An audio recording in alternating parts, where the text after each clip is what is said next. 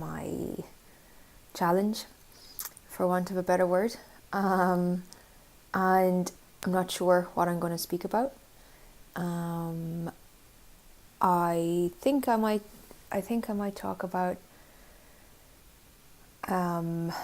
my reaction to releasing the video that I released yesterday. I got very vulnerable in it, and I cried, which is okay. And then after I had posted it, I felt good. I was like, yes, this is right. This is one of the first steps to creating the change that I want to create, to creating the life that I want to create. And that kind of lasted with me for a few hours. It was nice, it felt good. And then as the day went on, I noticed the little voice in the back of my head going, why did you do that? Why did you put that online? What are people going to think? People are going to judge you. We all have these thoughts and these voices in our head. And it was another really good learning curve for me, to first of all notice the voices, and the self-criticism and the lack of love I was showing myself. And then to be able to not get lost in it. As I said, I was to be able to acknowledge it and then just say, no, this is not how we're spending today. I'm not going to spend the rest of my day, probably week, beating myself up for having done that. Now I had to do that multiple times yesterday and last night. And I really feel that is how we change. Often we make a decision to create something new in our lives, or to want something new for ourselves, for our health, for our business, for our work, for our family, whatever it may be. And we make the decision and we think, yes, this is great, this is going to be fantastic. I've made the decision, it's going to work out. And then the doubts start coming in, and then we stop. We listen to the doubts. We say, yes, actually you're right.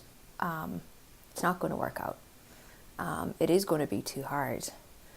People are going to judge me. And, people judge us anyway, if they bother to take the time out of their own self-judgment. So yeah, and then it was interesting this morning. I do meditation every morning as soon as I get up, and I normally do about an hour. I do Joe Dispenza meditations. His work is very important to me right now, and has been for the last maybe 6 months or so. But it was very interesting for the first 20 minutes. I'm not sure of the length of time. But there was a running commentary of, firstly, judging myself for doing and putting out the video yesterday. And then once that kind of subsided, once I had gotten control of that, shall we say, there was a much quieter voice trying to make sure that I presented myself properly today in this video, about what I should say, how I would say it, what I should wear, how I should appear to people. And it's a very subtle voice. It's beyond the criticism. It's a much more sneaky little voice, I think is the word for it. And Joe Dispenza, when he speaks about getting control of the mind, which is a strange term, I guess, in a sense, but the way he speaks about it, and I think it's a really good metaphor to use, is that he owns horses and stallions, and he speaks about controlling or harnessing is probably a better word. Harnessing the self-talk is like trying to harness a wild stallion. I have no experience of horses. or stallions. But I still find it a really good way of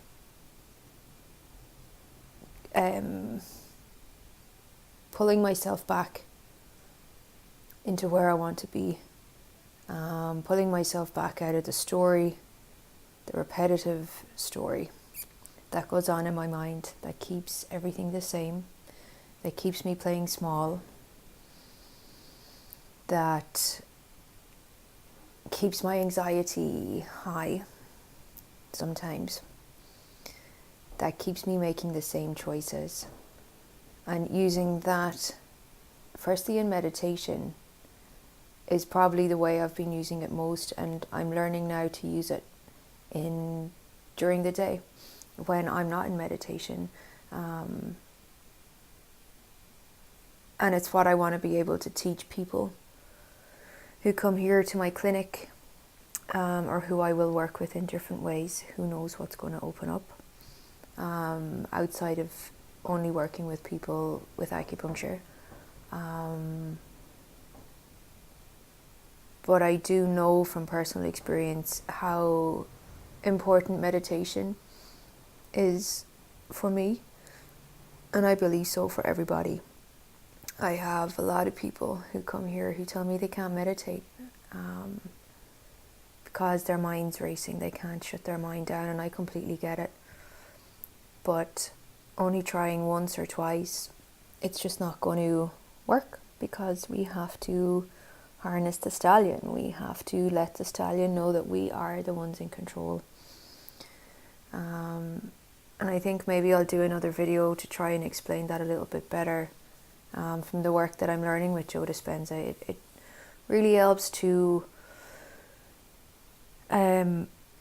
explain it from a scientific point of view, I guess. He goes into the different brain waves that we go through during the day, from beta down to delta when we're asleep. Delta being when we're awake, and there's different levels of beta, not delta. So I think I'll do another video on that instead of getting into this now. But yeah, yesterday and this morning have been very interesting, as I said, and a really good learning curve.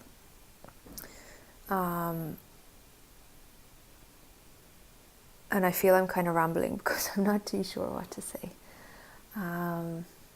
or where to go. Maybe for the next video I will spend a little bit of time feeling into what it is I should speak about. There was something interesting that came up in my meditation today, and the way those meditations are guided, and we're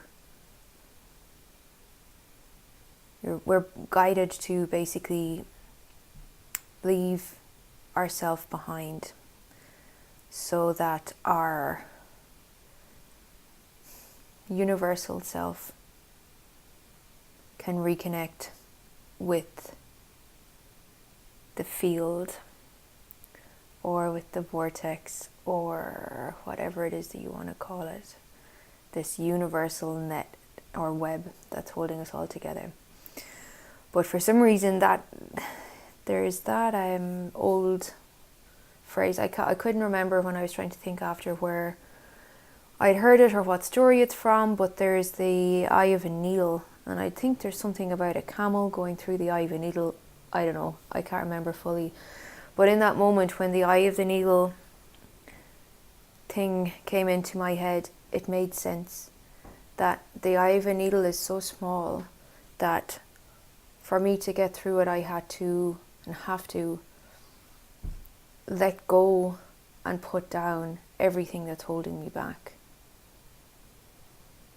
from being the person that I am supposed to be. So that's all the sadness, all the doubts, all the mistakes, all the everything that basically that's holding us back, that's weighing us down.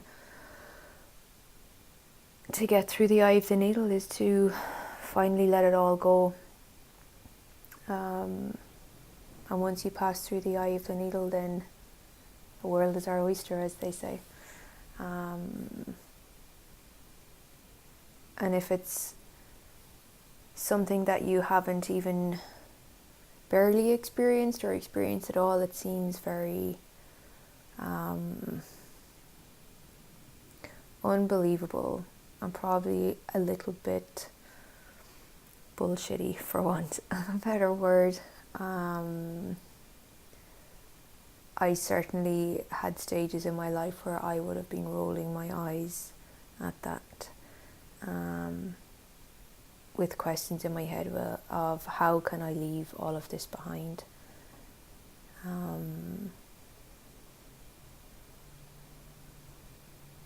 Yeah. Okay, I'm not too sure what else to say, so I might just sign off now.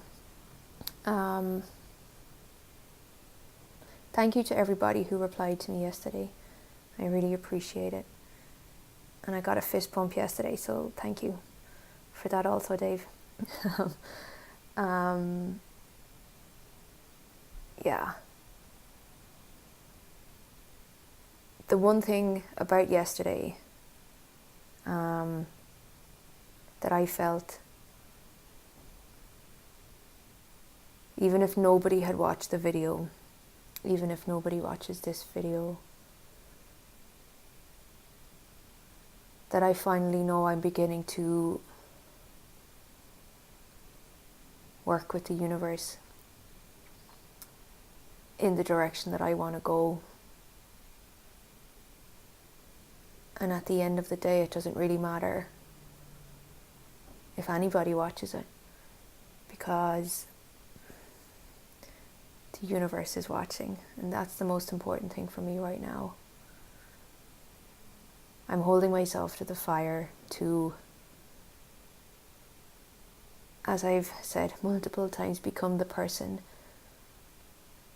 that I'm meant to become, so that I can work with the people that I'm meant to work with, so that I can help those people create the lives that they want to create, no matter how difficult it gets, no matter how fearful it gets, no matter how many doubts there are, no matter how many times they fall down, no matter how many times I fall down.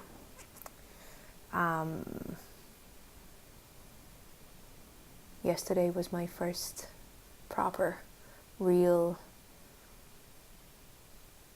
step and opening into it, and that felt really good.